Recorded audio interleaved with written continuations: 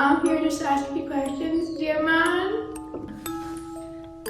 Go ahead, Dan.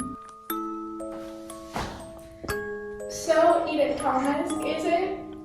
Why don't you tell me a bit about yourself before we start? Well, I went to university at the University of Rome.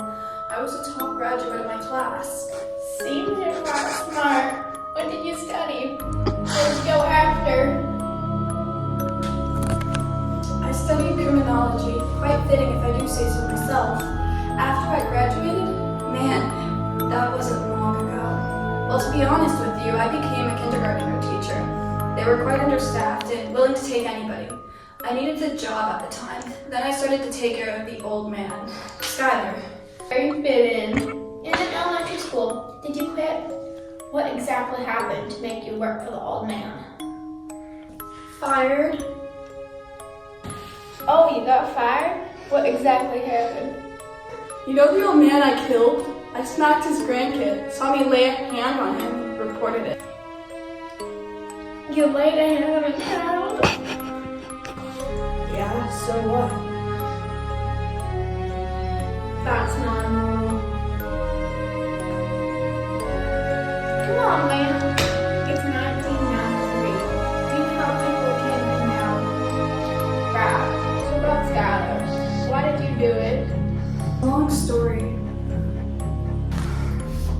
Luckily for us, I have time. Fine, you'll regret ever asking. It happened 8 years ago. I was 16, I was an introverted kid. I didn't talk much, I didn't have any friends. Home life was worse than the bullies at school. Mama would hit me. She would tell me to stop crying or I'll give you something to cry about. I did stop crying, but she never stopped. I mean, who could do that to a child?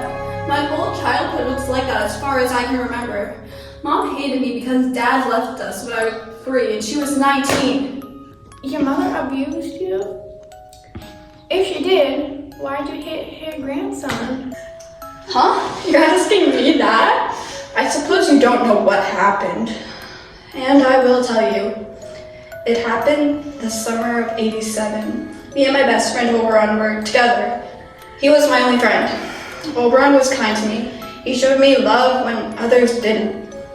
Him and his parents would let me stay nights at their house because my mother was abusive. I've known Oberon since kindergarten. He was kind. He was a kind blonde-haired boy. He had a winning smile like no others. If I was a girl, I would have loved him. Well, in the summer of '87, I had run off from Oberon. I ran into an alley, soon was cornered by some of my bullies. I could tell from their grins they wanted to hurt me. I was cornered and hit, but after a few swings, Oberon came to my rescue. He took the beatings for me and told me to get the police. So I did. When I came back with an officer, he was gone. He was dead. His body was motionless and lying in a pool of his own blood. It was my fault. If I hadn't run off, Oberon would have been alive. But before he died, he had given me an evil eye necklace. What does that have to do with you killing the old man? I was one of the bullies' fathers. I wanted my revenge. I wanted to avenge Oberon. I wasn't going to do it at first, but I was worth the evil eye necklace that broke while I was staring at the old man's eye. I knew it had to be done. Call me crazy. I don't care. What? The voices told me to do it. They don't stop. They never do. The voices told me to do it. They don't stop. They never do. The voices told me to do it. They don't stop. They never do. You're going to death row, psycho!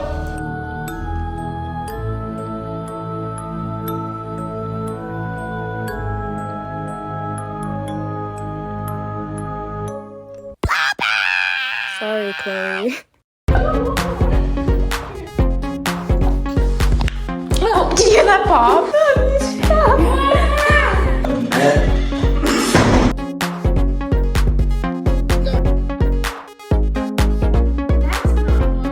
Because tonight we'll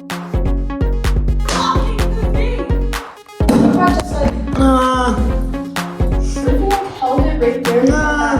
Yeah, get that thing to record.